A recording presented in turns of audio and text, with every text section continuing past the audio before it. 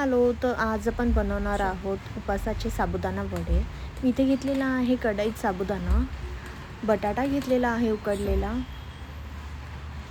हिरवी मिरचीची पेस्ट घेतली आहे, मीठ टाकलं आहे, साखर टाकलेली आहे, त्यामध्ये मी टाकलेले आहे जिरं, बडीशेप टाकली आहे थोडीशी आणि दाण्याचा कूट घातलेला आहे.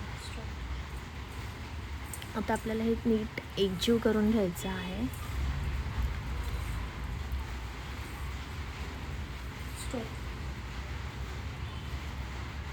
नीट एकजीव झालं की गोळा छान तयार होतो. मग त्याचे आपल्याला वड्याचा आकार द्यायचा आहे आपल्याला त्याला.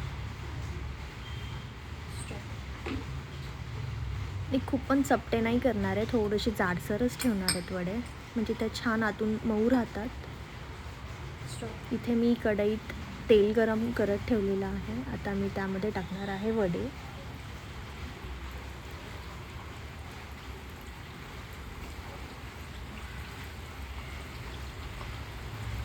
गॅस खूप पण मोठा नाही ठेवायचा आहे, मीडियम गॅस ठेवायचा आहे, नाही तर वडे लगेच काळे होतात.